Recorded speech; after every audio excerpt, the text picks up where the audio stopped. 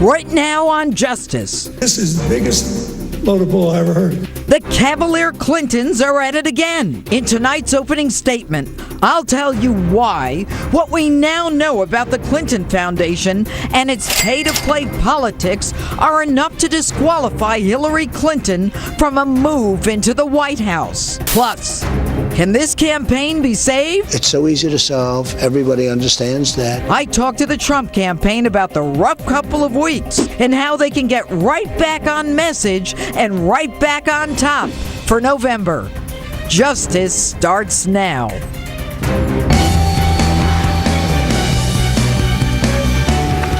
Hello and welcome to Justice. I'm Judge Jeanine Pirro. Thanks for being with us tonight.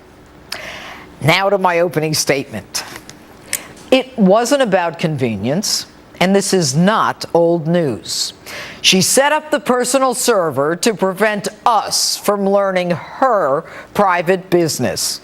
And it is only because of a government watchdog group and an ethical federal judge that we found out why this week. Why? Because Bill and Hillary Clinton are the Bonnie and Clyde of American politics. Now follow me on this one. Why would a woman, a lawyer no less, one experienced many times over in the ways of Washington, risk placing classified information, our live assets, the placement of satellites, drones, and our most secret plans on an unprotected, non-government, non-capturable server? Why would she violate federal regulations upon which she was schooled just before she became Secretary of State, not to mention violate federal criminal laws that would put her in jail? She's too smart to do that. Why would she take the time to make the effort to hide, destroy, and delete 33,000 emails? Now we know. She did it for the most selfish of reasons, the oldest of motives. She did it for greed and for power and for the almighty dollar. She did it to hide her shady Clinton Foundation dealings. She did it in order to do favors for Clinton donors and to put a price tag on our State Department. The same duo who came up with a scheme to rent out the Lincoln bedroom is back in business with a new and bigger scheme, one that is more far-reaching and worldwide, one that violates not only the law, but all codes of moral and ethical conduct in government. A couple willing to sell anything to the highest bidder for money and power. This is why the emails were hidden from the beginning, and this is why they were ultimately destroyed and deleted. This week we find out top State Department aide Cheryl Mills, formerly of the President Bill Clinton impeachment team, aligned with Hillary ever since, and also on that private server, was advised in 2012 that a Freedom of Information request was made for the number of email accounts used by Hillary Clinton. Now, dozens of senior officials throughout the State Department, including Clinton's immediate staff, obviously concerned, exchanged emails with the secretary and Cheryl Mills. They actually used the personal account to discuss the official business and advise her of this FOIL request. Their response to the request? There were no records. They were in active defense mode to hide their scheme. And when truth is put to the lie, that in fact there was an email account, they say they made a mistake. Had they been honest, that personal server would have been exposed years earlier. And also this week we find out a clear pay-to-play relationship between the Clinton Foundation and the Clinton State Department. An urgent email from Doug Band, formerly assistant to President Bill Clinton, now overseeing the Clinton Foundation, to Cheryl Mills and Uma Abedin, those two jewels on that private server, request that a huge Clinton Foundation donor meet a high State Department contact in Lebanon. The individual paid the price of admission, folks. Gilbert Chagoury gave between $1 and $5 million to the Clinton Foundation and pledged $1 billion to the Clinton Global Initiative. So, of course, arrangements are made for him to meet with Jeff Feldman, the former U.S. ambassador to Lebanon, the country where Chagoury was doing business.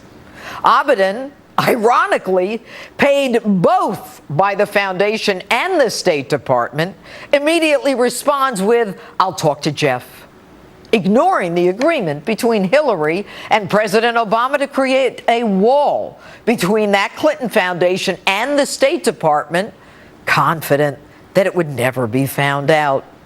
And when we learned there was a private server, what happens? You do what anyone looking to hide the evidence does. You erase, you conceal, you hide, you destroy. Now, I've told you this before. The Clinton Foundation is nothing more than a money laundering operation parading as a charitable foundation, where estimates are that only 15% of its money goes to charities, the rest to expenses, a veritable slush fund for Clinton operatives and ex-employees, a convenient way to get money from foreign countries and donors not allowed to contribute to presidential campaigns, but willing to dump hundreds of millions of dollars into a foundation of a powerful Secretary of State and possible future president. Why and for what? For access, for information, for power. Folks, politicians on a much lower level, of course, have gone to jail for much less. And we find out this week that when the FBI, 3 separate offices, approached the Department of Justice to commence an investigation into this so-called not-for-profit 501c3, the Department of Justice refuses to do so. You know, and Fifth Amendment pleading Lois Lerner, when she opens files on small conservative organizations, she gets away with it too. A few years vacations, a bonus, and a pension. So it's no surprise that the DOJ refuses to investigate the Clinton Foundation. No surprise at all. The collusion between Loretta Lynch and Bill Clinton was on display for all to see in an astounding meeting on a tarmac in Phoenix, while an investigation of Bill Clinton's wife was being conducted by Loretta Lynch. And consider this one. Isn't it curious how Miss Lynch is willing to listen to the FBI when they recommend not going forward with charges against Hillary Clinton? But when the FBI recommends going forward with a criminal probe on a blatant pay-to-play bribery investigation of the Bill Hillary and Chelsea Clinton Foundation, their answer is a resounding no. And you know what, folks? The Clintons, they're not even grateful. They are classless. Take a listen.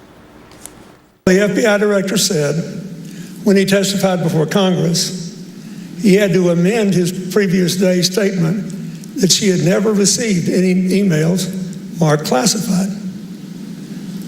They saw 2 little notes with a C on it. This is the biggest load of bull I ever heard.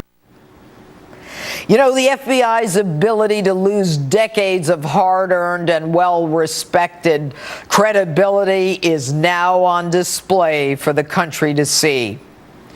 You know, Jim Comey is the FBI director, and I told you, Jim, last week what happens when you run with these kinds of people. Jim, you're running with dogs, and you know better than I that when you lie with dogs, expect to get fleas. Jim, listen to that comment from Bill Clinton. Jim, my friend, you deserved it. And that's my opening statement. Tell me what you think on my Facebook page or Twitter, #Judge Jeanine.